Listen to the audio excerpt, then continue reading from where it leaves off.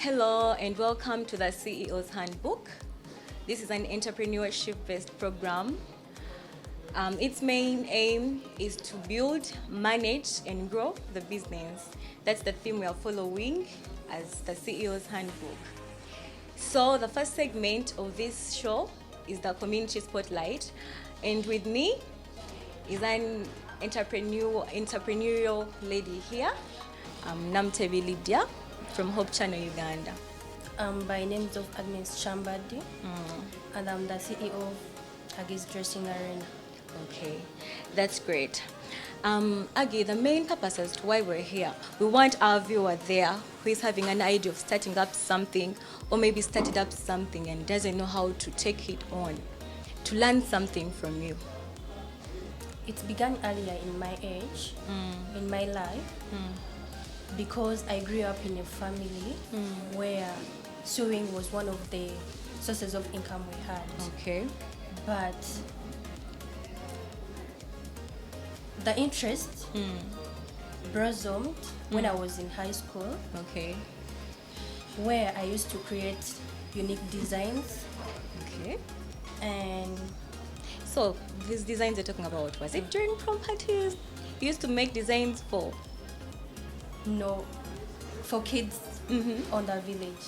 Oh, so that's during holidays, right? Yeah, the young kids we had, but it blossomed more and it reflected my unique personality. Okay, so in other words, you had a picture from your family because Yeah. sewing was part of you. Yeah. And then you got more into this when you started training yourself. Yeah. Okay, that's good to know. Okay, so what are the key factors that contributed to your success of the store? Because now we're seeing something you've put up. Yes. How did you wake up like this? Did you have money? Because you've told us about the high school thing where you started doing it. So how did you start this up? Generally this. I went to school, but unfortunately, I didn't get my papers because of COVID. I never went back. Since at school, we are more so into theory than practical. So when Came in. time came in, I got a friend whom we used to practice together. Okay. So when COVID was done, that's when I got an idea Of starting up something.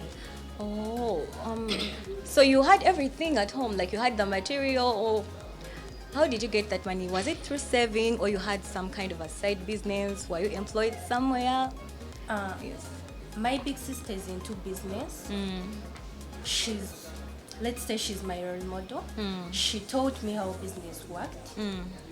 And she gave me more ideas of how to start up something. Oh, okay. So that's where I began from. Okay, so I think you started small. I started small and with only one machine. Okay. I started getting fashion students who wanted to learn something. Okay. That's when I started. That's how I Okay. started. So Aggie, if we look into fashion, because fashion is where you. Okay, well, if you look into fashion, there's what we call fashion trends. There's what we call the up-to-date fashion trend. Those kind of styles, people would say it's outdated. How do you keep up with the up-to-date styles? I always follow fashion blogs and I always get engaged. I always keep on checking on other fellow fashion designers, what Okay. they are bringing up. So, and at some point, clients baja bamany what they want.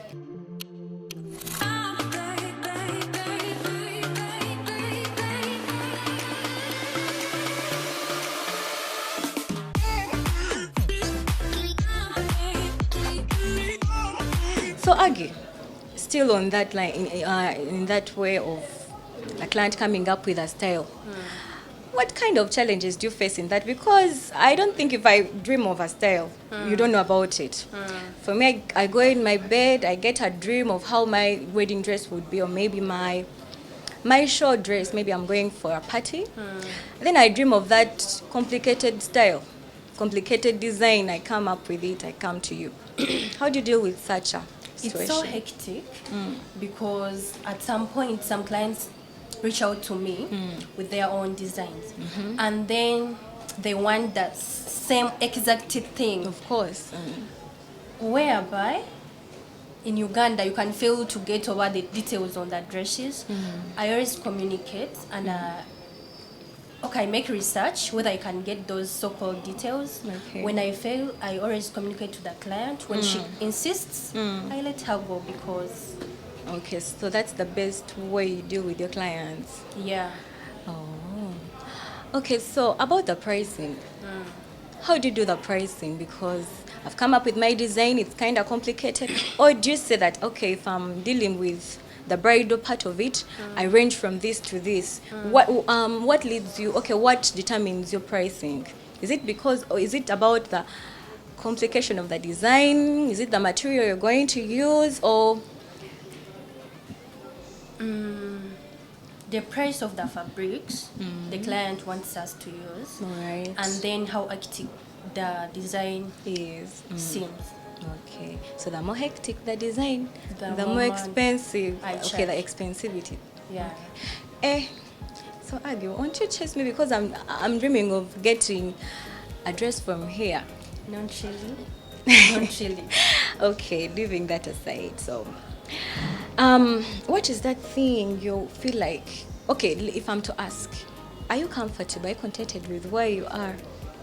Very. Yes, you have your own thing, well and good, you employ yourself, you're self-employed. Do you feel comfortable about where you are, or you feel like you really want to go more further? I have a big picture of what I want to become. So I'm working so hard and I'm upgrading in whatever I'm doing Okay. to see that I reach there. How are you upgrading? I make sure I jump onto the latest designs, Trends, the latest trends, and I make sure I leave my clients satisfied. Okay. Yeah. Actually, that's good, because you always keep up with the same clients. Yeah. Because if you do well with a client, that client will revive. Yeah, they always That's remember. good of you. So, what would you think if you had it, or maybe if you gain it, you almost be where you want to be? What do you feel is missing in this game? And you're like, if at all God helps me, I get this. Or maybe there's that challenge that is still dragging you behind. You feel like if at all I get this challenge solved, I'll be where I want to be. Because there are people out there with fashion, okay, bridal stuff, and maybe companies, fashion companies, and they are already developed, they are already where they are, and maybe they would wish to help someone like you because you're a growing business. Yes, you're not at the ground level, we're seeing your progress, right? What's that thing you feel is missing, or that challenge you feel should be solved for you to get where you want to be? Actually, what I can assure you is that none of them started from where they are. Yes. We always connect, we talk to them, but they started from where we are. So I also have hope that one day I'll become one of them.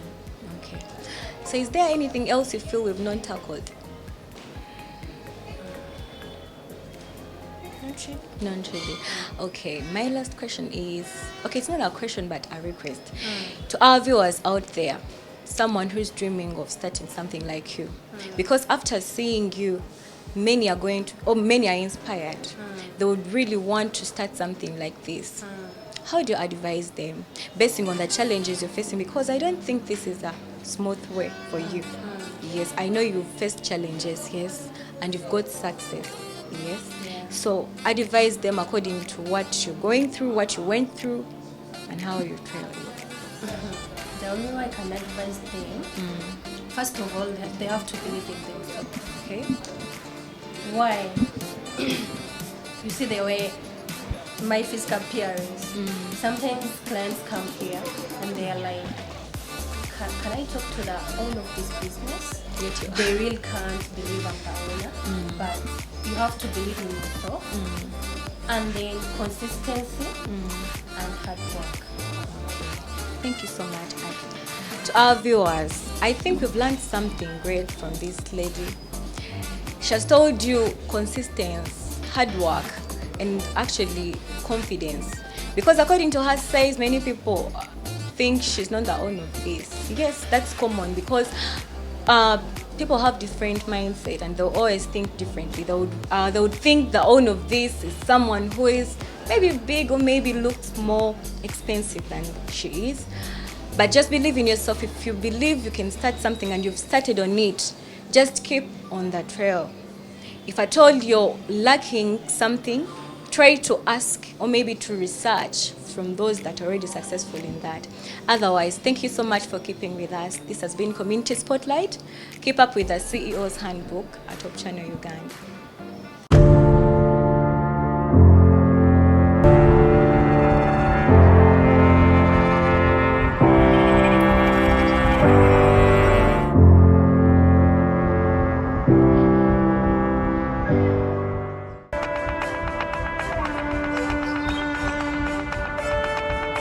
Grab your notebook, your handbook, note out what is going to be best for you today. Maybe in kickstarting it or managing it. Today I'm with the CEO. This is a place where you're going to come in and move out gorgeous.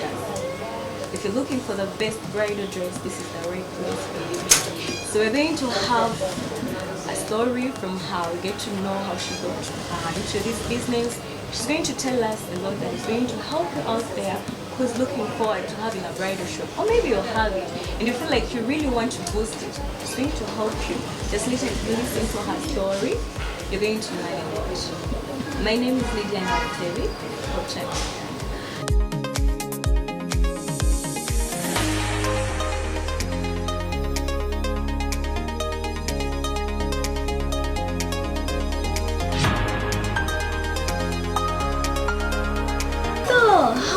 How do you get into this bridal thing? Because all I say is talking about bridal work everywhere. How do I get into bridal business? Did I study bridal business? No, I did not. My background is completely different from this. My background is in accounting, but while I was at, I think this dream started during the 2019 lockdown. During the COVID times when we were at home, that's when I actually got the dream, because I think I had a lot of time on me. During that time I was doing school. Yeah, I was doing school and I was doing a professional course. I was studying CPA at that time. And when COVID happened, schools closed, so we had to go home. And I remember it was around March, and we were preparing for exams in June. So during that time, when schools closed, I started, I would do discussions at home with my friends. And then when June came and we were supposed to do exams, we still didn't sit because schools were still closed. And then they pushed it to August. So along the way, I got bored. With school. I got tired of reading. I got tired of, So I think I used to watch a lot of TV. I used to do a lot of YouTube, a lot of social media. Yeah, I was idle. So I had to get myself to do something. So there are certain pages, I think I used to like fashion from way back. I just didn't think it's something I would end up doing as a job. No, not at all. Yeah. So when I told you, when I got bored, I had these pages I was following. I sort of got an obsession with them. So I developed a strong liking. I would find myself stalking every designer that I knew of, every fashion icon I knew of. I was always, in their business, stalking them.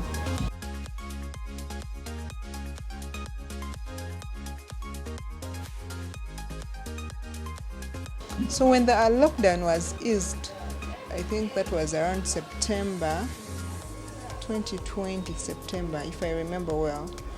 Then there is a certain lady that I knew who had probably done clothes for me before. So I reached out to her to teach me a thing or two about fashion. That means you had something like 3 months or something thinking about it. Yeah, I had a lot of time. I told you I paused okay, reading. I think I got bored around June. So from June, July, August, I think that is what was on my mind. So when the lockdown was eased, I think around September, that's when I got up and then I reached out to this lady and then she allowed to meet me. I went, I saw her.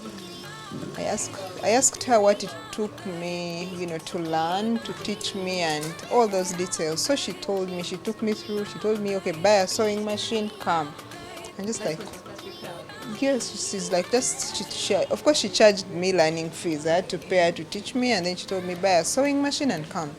So that is how I started. I learned, yeah, after learning, then she told me, you can actually start telling your friends to give you fabric and you make them dresses for free. By that time, you told me what you chose like getting serious about Was it bridal? No, no. Then it was not yet bridal. Actually, by that time, I was not even sure I was going to do it. I was just trying to see if it would. So what was in your mind was just getting through the fashion. Yeah, because also at that point, unemployment is also not certain here in Uganda. And during that time, I was not working. And so I was like, let me see how this goes. If it works for me, well and good. If it doesn't, I have my other career going on. So I could always go back to school and. So you stepped into the fashion world. I really want to the bridal thing. So you really focusing on bride. Now, Did bride come out? bridal is a niche that I later realized along the way. When I started, it's not like I wanted to be a bridal personnel. So along the way, when you juggle this, I think I did call a little bit of men, I did a little of babies, So along the way, you identify that works for you. So for me, it was bridal. That's why I was getting a bit of money. That's where I think I was mostly interested. And So after when you learn, then maybe you have a good skills. You can also call people bring them and you have good fashion. Did you start with something of your own or you stayed there? I was still with her. And then after some time, I rented a small space of my own. I was sharing with other people. 2020, I think. Around 2020. I got a small space of my own. I would make a few clothes here and there. I got a certain boy. We started working together. And then along the way, my clients started growing little by little. That means your work has really. Yes, along the way, the work keeps getting better. Yeah, people are so sensitive about fashion. They really, if they come to you, they want some certain style. They really want it to come out the way they've seen it, maybe on their socials, maybe so someone putting it on. They really feel like it should come out like that. Like that. So yeah. So of course, over the years, the work keeps getting better. So also, my clientele kept growing. So that's when I realized the space that I was sharing, was not enough. So that's when I saved up a bit of money and I got my own space. What challenges did you face when you were subletting Subrenting. somewhere No. It's a number of issues. You're going to find, maybe you're going to work at the end of the month. You've saved up your money for rent. You've given it to the person who manages the shop. And somehow they do not pay the rent in time. So you find maybe the premises are closed, yet you actually paid your rent. And then your clients are not comfortable because the space is very small. And then it's not comfortable working with other people. I think the main reason as why you thought about at least moving into no, the main reason why I moved is because the space was small. I needed a bigger space. Like I told you, yeah, along the way, I told you the clientele keeps growing. How I started, with every month that comes, the people keep increasing. So the place was really tiny. I needed to save up and get something big. so that you come here. Is this the first Yeah, when I left that small place, I came here. So I've been here for, I think, for 3 years now. Yeah, I've been here for 3 years. I came here in 2021 January. So I've been here for 3 years. I'm going to make that for them. So about that, getting your clients, how do you do that? Should we call that? How do I find my clients? I think I like to say good work speaks for itself. Usually, my clients come through referrals. I'm going to make your address. He's going to see you, and he's going to buy the same dress for the wife. He's going to see his wife, and then he will ask for the contact. So pretty much referrals, and then now we have social media, which has made things much easier. TikTok, we have Instagram. I'm not on Facebook, but I've also WhatsApp. I also post my work on WhatsApp. So it's been majorly referrals and also social media. Our channel viewers, I think we've heard that. Before we move on with her story, I want you to take a breath with us, case. She said good work speaks for you. That means if I told you you're coming up with something, you have to give it all you have.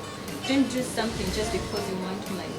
You have to do something good first. In case you do something good for someone, the person is going to require you.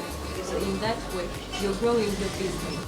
I just wanted to clarify that because this is a lecture for us. Learn how to get into businesses, how best we can manage our businesses, the little businesses we started. So that is one point to how to manage. Good work speaks for itself, isn't that so? Yeah. Yeah. So you moved into this place.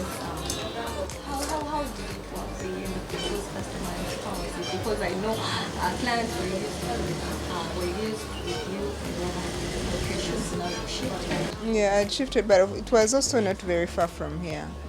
So I just had to direct them. Someone calls, usually my work is appointment based. I don't have walk-ins. So when someone comes, they will ask you where you're located, and then you direct them, and then they will find you. That's really easy for them to find me. How did you come up with it's called Kemi? Chemical tour. Kemi Koto. How did you come up with that name? Chemist. Because sometimes I think also the way you brand yourself, maybe the name you give your business could be something that also maybe adds a look. You call it client, right? Yeah. How did you come up Chemical tour, it's Kemi is my name for starters. My name is Kemigisha, so the short name of Kemigisha is Kemi. And then couture is a French word that means sewing, to sew. So that's how you can. So you started with what you didn't tell me. Did you get that name? Did you think about the name for your business right from when you thought about getting into the fashion world? How did that come? Because Yes. you came from the other lady. No, already I had a name. That's I think I am About it. yeah, I'm organized like that. When I want to do something, I do it 100%. So when I thought about that, actually before I even came to study, I had already opened up an Instagram page and labeled it Chemical Tour, and I posted something coming soon. Then I came and learned. I already had the name. I already had the name. That means preparation is something It's key. key. I feel like you don't just walk into something. You should do something that you have carefully thought through, something that you like, something that you're passionate about. Not just waking up and maybe you assume, oh, because maybe you think Kim is making money and you also just come to do the thing. It does not work like that. That is right. That is an advice. Anyone out there who's dealing in bride, or maybe you've studied fashion and design, your parents just took you to school and told you, you know what, you have to do fashion and design or something like that. If you want to get into this business, you have to develop passion for it. Isn't it so? Don't go into something you're not passionate about. You won't do it the right way, and I think you won't even gain from it. So you moved into this place. What challenges took place there? Challenges here are not major. I believe as long as you understand the dynamics of the business, somehow you're able to juggle through it. Even in hard, because for us here now we have times when we have seasons and then when we are off seasons. There's times when we have a lot of clients, like towards the end of the year, say from August to December, we are very busy. And then even January. But then like from Feb, March, April is usually Lent. So you find, because we majorly work on brides, so you're going to find that there is no weddings happening. So during that time, we are not as busy. So usually what works for me is I save up enough for the busier seasons. So you're going to find that maybe I pay up rent for those months where I know that the money won't be a lot. I pay in advance, make sure that maybe I don't have to close my shop. And also we are really not like completely closed. During that time we have like graduations, we have birthday girls, we have people who just want to look nice, and yeah, somehow we have work throughout the year. I believe as long as, like I told you, as long as you're doing good work, year in, year out, you're going to find yourself with people really throughout the year. Yeah, you make sure you do not relax. Like for me, I'm always on my toes. All the time I'm making research. How do I make my work better? How do I use Instagram better? How do I, create better content? Like I do not sleep every time I am trying to, for something to make myself better. Otherwise, when you relax, every other day there is new designers coming up. There is, new trends coming up. So if you relax, it's very easy to just backslide. One thing I learned about fashion these days, social media is everywhere. Someone just grabs some style from maybe Instagram and comes up with it. So if you keep yourself with the outdated maybe styles for you doing this kind of dresses, you might find out that your business is not growing just because you're not doing something out of it. Yeah. All right. So you've told us about your challenges and known so. Yeah, it's not so. So how about this? Maybe someone comes into this person has a certain design. Maybe it's going to be a wedding gown, maybe a changing dress. But they're giving you the order today. You want this dress quickly. Maybe you don't have material with you. It's kind of complicated. How do you deal with short-term orders? Usually, I will not take on something that I know I will not deliver well. If you've come late, that is not my problem. I will tell you. If we have room to make it, I will tell you we can make it. Maybe you've come maybe in a space of 2 weeks, but if you come today and let's say your wedding is on Saturday, I'll be honest with you. If we can take it on, I will tell you. If we can't, I'll be like, no. So, no. I'm after giving my client the best experience, because you cannot exhaust the money. You might take someone's order because you really want the money, and then you fail to deliver. At the end of the day, that costs you.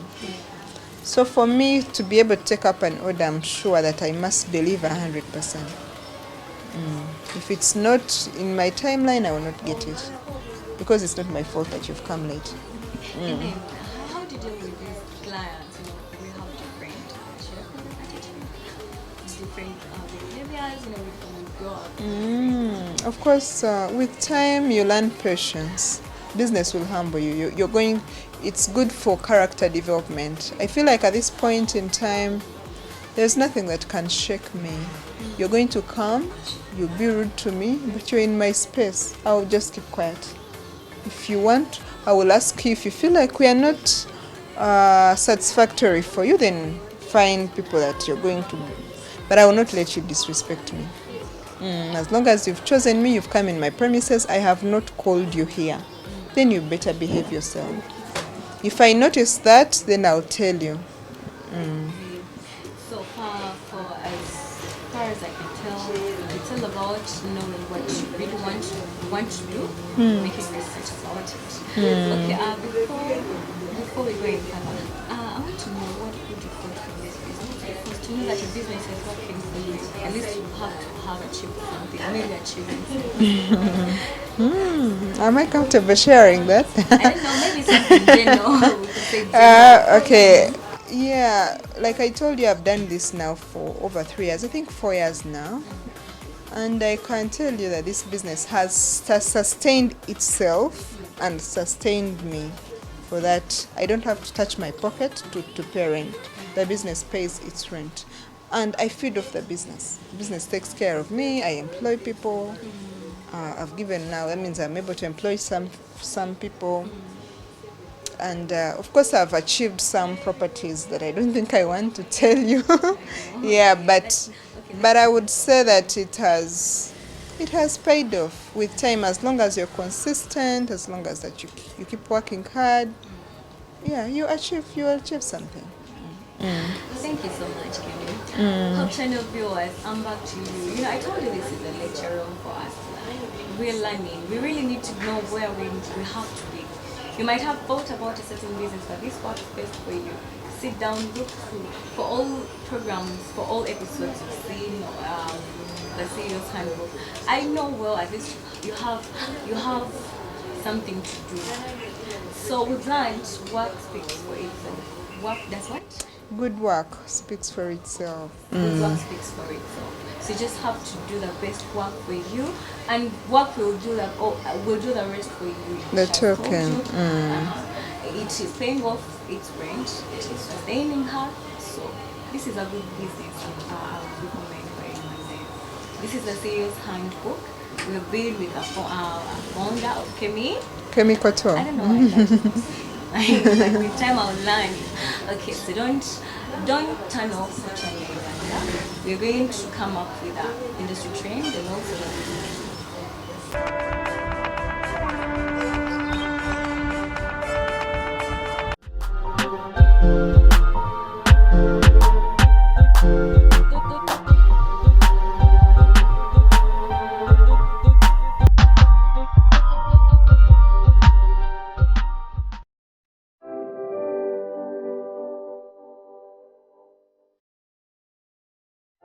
They prefer subtle gowns, mermaid gowns, as opposed to the big Cinderella gowns.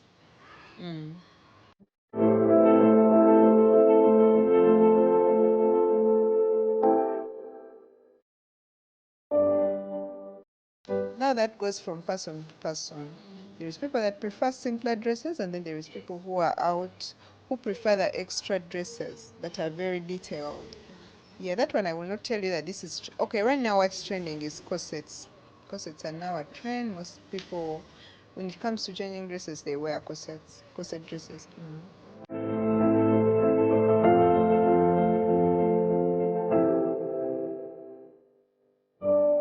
on Instagram. I'm on TikTok as Kemi Koto. And then my WhatsApp, my contacts are all on WhatsApp: 0754367281 and 0773961189. You can call me or you can send me a WhatsApp.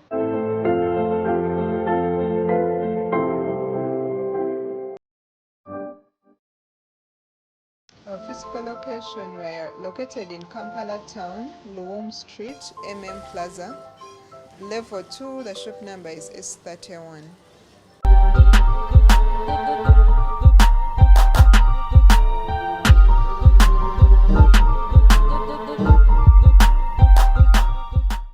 Do not relax. Keep on making research to make yourself better. Market yourself. These days we have social media. Make good use of it. And be disciplined. Do not eat your capital. And remain humble. Remain consistent.